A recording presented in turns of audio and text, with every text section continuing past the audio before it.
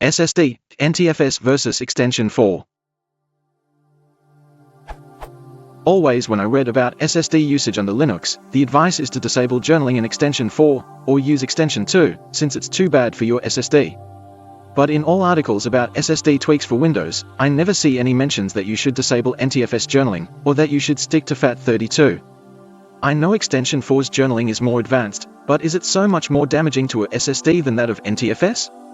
Or are Linux users just a little bit more cautious?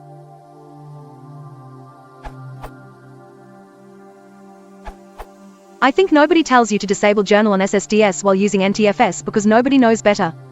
It's extremely easy to find bad advice on Windows forums, and the same is happening with Ubuntu, so use a grain of salt when using a forum for those.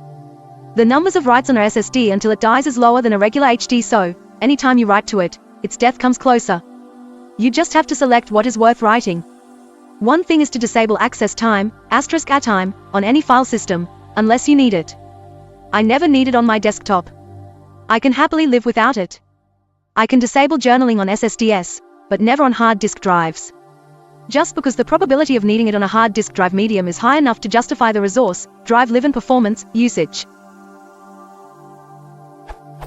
If you need some feature, enable it. If not, you are just wasting resources. I disable *time on hard disk drives because of performance, and keep in mind that newer SSDs live much longer now.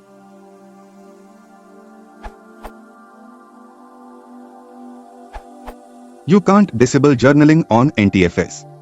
That being said, the benefits are dubious these days. While writes are limited, the myths of write endurance existed from the first generation of SSDs that appeared in the enterprise market. I find it hard to believe that the same is still true 10 years later. For example, Corsair's blog posted this test. This URL. So one forum member decided to stomp the myth.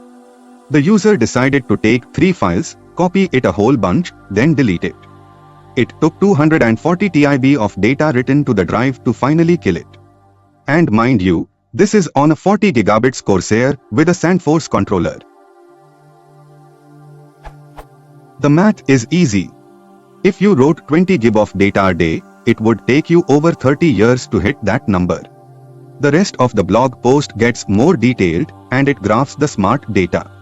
I'll be glad when the day people stop this one to death. Like the whole moon landings were fake BS.